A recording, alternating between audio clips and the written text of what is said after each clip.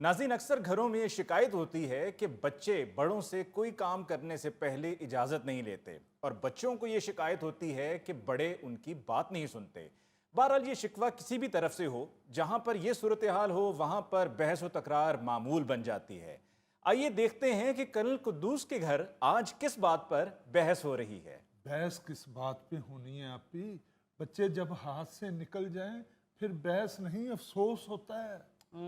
ये तुम्हारे भाईजान को शौक था दोस्त की बेटी को ब्याह के लाने का। आखिर बेटी बन के रहेगी, वो मेरे बेटे को भी ले उड़ी।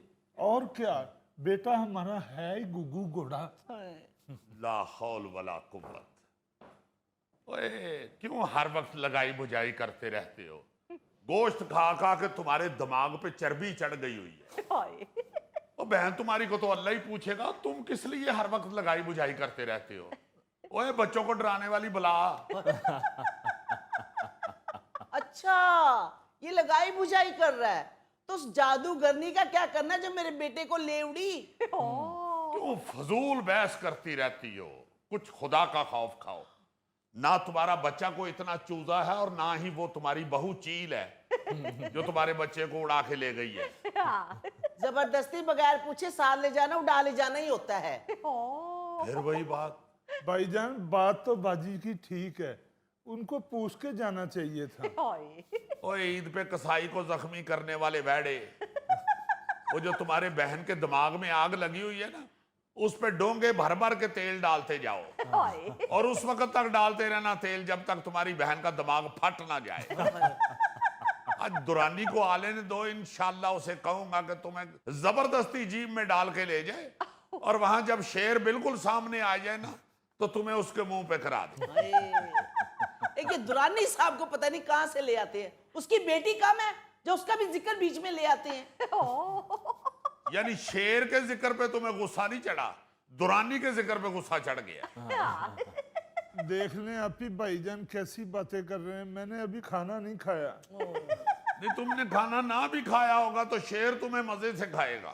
हाय, आपको ऐसा मजाक करते हुए शर्म नहीं आती? ठहरो मेरे भाई, मैं तुम्हें खाना देती हूँ। ये मजाक नहीं है, मैं डैम सीरियस हूँ। कुद्दूस साहब, हाथ हौला रखें। आप इतनी सी बात पर अपने साला साहब को शेर के आगे डालने की धमकी दे रहे हैं, इससे तो घर का माहौल खराब होगा। मैं माफी चाहता हूँ अली मुमताज साहब, आपने इस पूरे फिक्रे में 3-4 बातें गलत कह दी हैं। एक तो साला साहब ऐसे नहीं होते, ये सिर्फ साला है। जिनके साथ साहब लगता है उनकी हरकतें कुछ और होती है। दूसरी आपकी गलत बात यह है कि ये इतनी सी बात से मैं ये नहीं कह रहा, ठीक है, इतनी सी कितनी सारी बातों से अक के कह रहा हूं। और तीसरी गलत बात आपने ये की है कि घर का माहौल खराब नहीं होगा। हाँ। ऐसी चीजों के खत्म होने से घर का माहौल पुरसकून हो जाता है।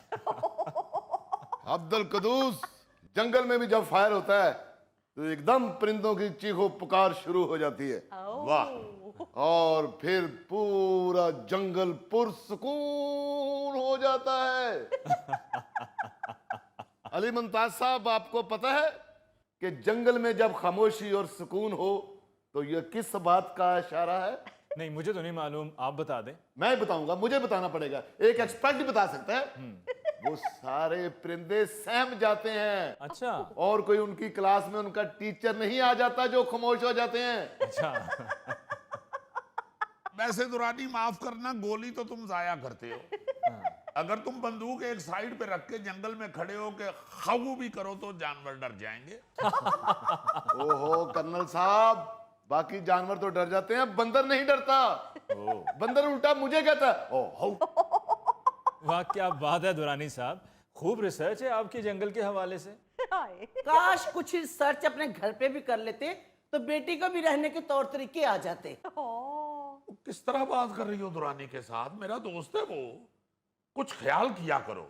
तुम तो इस फूड ब्लेंडर के लिए खाना बनाने के लिए गई थी। गुड, क्या नाम दिया है, फूड ब्लेंडर, हर चीज रगड़ जाता है। जाओ इसे खाना दो जाके, और 2 कप चाय भी बना दो मेरे लिए और दुरानी के लिए। तो थैंक यू माय डियर। मुझसे नहीं बनती 2 कप चाय। एक उस कमबख्त शर्फू को छुट्टी दे दिए, मुझसे नहीं बार बार किचन में खड़ा हुआ जाता। आप ही मेरे लिए तो खाना बना देना था, मेरे पेट में तो चूहे भाग रहे हैं। झूठ, बकवास, गलत। चूहे आम पेट में भागते हैं, गारों में डायनासोर भागते हैं, डायनासोर। बस बस, मेरे भाई को नजर ना लगाना। भाई मैंने आपके लिए ना खाना टेबल पे लगा दिया है। ओ, इसका खाना भी टेबल पे लगता है? घर में खुरली नहीं बनाई? दुरानी साहब, पहले किचन में खड़े होकर ना मेरा दिमाग उबल रहा है, मेरा दिमाग मत खराब कीजिएगा। और जहां पे इसके लिए खाना बना दिया, 2 कप चाय बनाते हुए तुम्हें क्या तकलीफ महसूस हो रही है? बना दो चाय। एक मिनट कुद्दूस साहब, गर्मी सिर्फ मर्दों के लिए नहीं, औरतों के लिए भी होती है। मर्दों का क्या है, वो एसी के नीचे बैठे रहते हैं, औरतें सारा दिन किचन में काम करती रहती हैं और गर्मी बर्दाश्त करती रहती हैं। तो और क्या? चाय ही चाहिए तो प्यार से कह दीजिए कि बेगम साहिबा मेहमान आए हुए हैं, चाय बना दीजिए। कौन है मेहमान? किधर है मेहमान? अरे मैं छोड़ूंगा नहीं मेहमानों को। कदूस, तुमने बताया क्यों नहीं कि घर में मेहमान आए हुए हैं? कहाँ है? बाहर आ जाओ मेहमान। ओहो दुरानी साहब, मैं आप ही का जिक्र कर रहा हूँ। ओ अली मुमताज साहब, मैं मेहमान नहीं, कदूस और मैं दोस्त हैं। अच्छा। और दोस्त भी ऐसे इतने फ्री कि एक दूसरे से मजाक करते हैं, एक दूसरे को धक्के देते हैं, बारिश में नहाते हैं, एक दूसरे पर बारिश का पानी फेंकते हैं। बारिश का पानी गंदा होता है, लेकिन हमारी दोस्ती पाक है, हमारी दोस्ती पाक है। जी, दोस्ती तो इनकी इतनी अच्छी है कि ये अक्सर यहीं रहती हैं और इनकी बेटी अक्सर इनके घर में रहती है। कुद्दूस साहब, मामला क्या है? आपकी बेगम साहिबा क्यों इतना रूठी हुई हैं? रूठे हो तुमको कैसे मनाऊं पिया, बोलो ना, बोलो ना, बोलो ना। ओए नईरा चूरपुर। ओहो, मामला क्या है, बताएं तो सही। मामला क्या है जी? हर गलत बात पर बहू और बेटे का साथ देना है। हम तो यहाँ खिदमत करने आए हुए ना। ओहो, बहू और बेटे पे तपी हुई है। मैंने समझा शायद शरफू छुट्टी पे चला गया, इसलिए गुस्सा चढ़ा हुआ है। शरफू के जाने पे तो मुझे गुस्सा आना चाहिए, जिसको आज चाय नहीं मिलेगी। चाय क्यों नहीं मिलेगी यार, फिक्र ना करो। शरफू नहीं है तो फिर क्या हुआ? शरफू से ज्यादा अच्छी चाय बनाने वाले भी इस घर में मौजूद हैं।